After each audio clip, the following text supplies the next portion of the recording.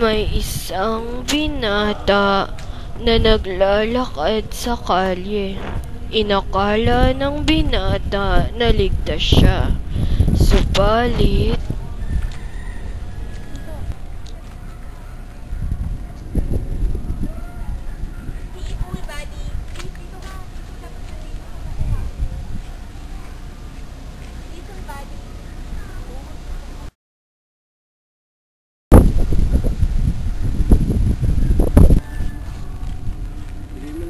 mabibigay mo dyan.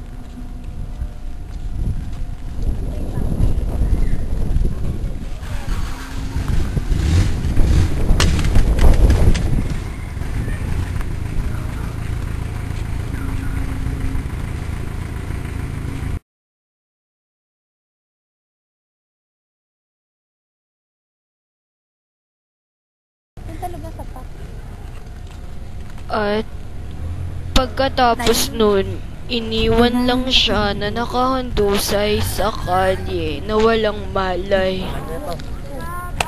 Lola, ang sama naman nung isang lalaki.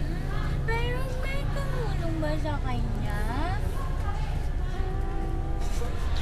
Pagkalipas ng ilang oras, may isang mayamang babae ang dumaan at nakakita sa kawawang binata. Hello? Dad, nasan ka na? Andito na ako sa meeting place natin. Shucks, my goodness! Ano ba? Parang may nanghihingi pa dito ng tulong? Ano ba yan? My goodness.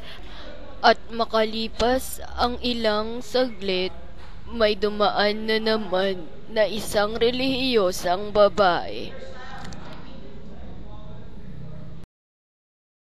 La. Ganda naman ng tanawin. Hala! Sino kaya to? Ala, ayoko madamay dito. Makaalis na nga. Ala, ayoko. Hindi kita kalila. Ayoko. Lola, ano na nangyari dun sa nibugbog na lalaki? Inalungan siya ng isang babae. Ay, nakakapagod. Hala. Ano ba yan? Kawawa naman to si Kuya, okay ka lang? Napakawalang puso naman ng mga bumugbog sa'yo. Umuulan pa naman dito. Huwag po kayo mag-alala. Dadaling ko po kayo sa manggagamot. Lagyan po muna natin ng bandana yung inyong braso. Yan po. Dahan-dahan lang po, Kuya. Yan. Pagkatapos, dinala siya sa ospital. At doon, pinagaling siya. Dok! Buksan niyo po yung pinto! Dok!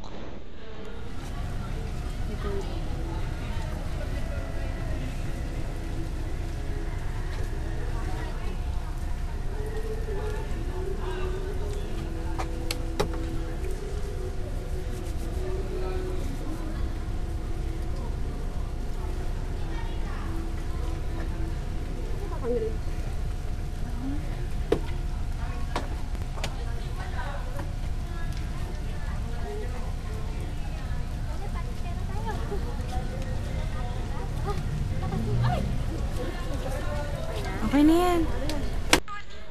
Dok, kamusta na po yung pasyente nyo? Mabuti na ang kanyang kalagayan. Ano ba nangyari sa kanya?